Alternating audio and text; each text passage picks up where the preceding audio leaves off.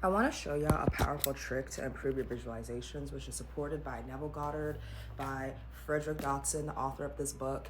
And it's the same trick I use to manifest clear skin. So I'm going to be showing you the perspective that you probably typically visualize now, and literally going to change my camera so you can see it from my point of view. But first, let's go inside my head and look at how you're visualizing right now.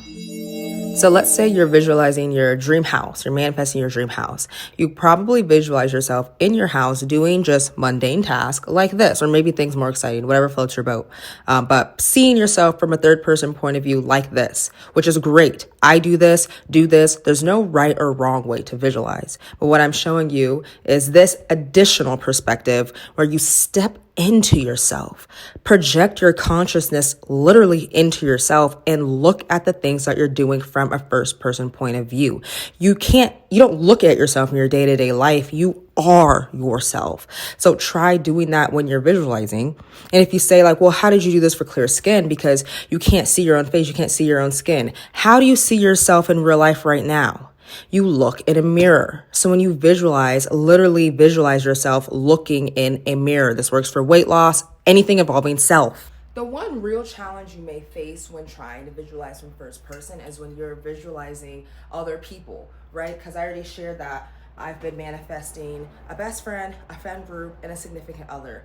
And the best friend and the friend group seem to be showing up. But how I have been visualizing them is, since you can't make up people you've never seen, because I've never seen these phantom, so you can't visualize people you've never seen.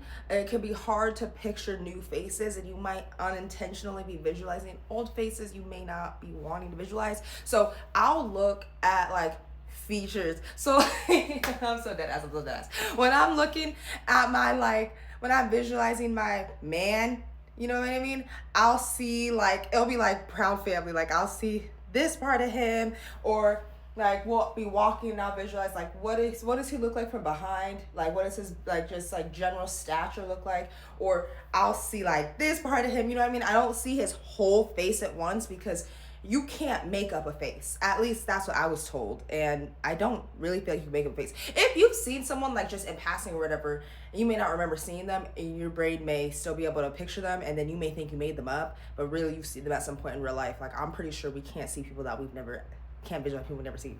But anyways, doing your visualizations from first person helps you get really immersed in the feeling, and then it helps even more with the whole emotional control stuff I've been talking about on here, and stepping out of your emotions and observing. Because I'm gonna make another video for anxiety, so you'll see exactly what I mean. But this is you getting another way of like putting that into practice. I'll explain more on that in another video. But my point being is that this does help you get immersed in the scene. So instead of you just visualizing yourself walking around your dream house, you step into that first person point of view like we did in this video, and you're really like, damn, bruh, I really live here. You know what I mean?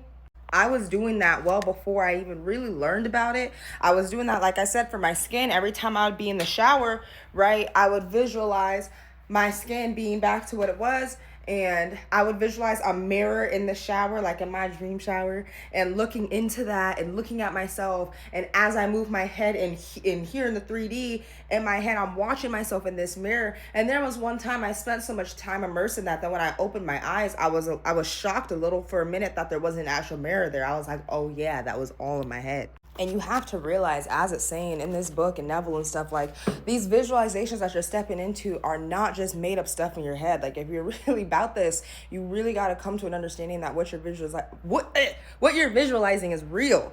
It's real, and you have it, and you need to step into that and feel like, you know what, bro, I have this.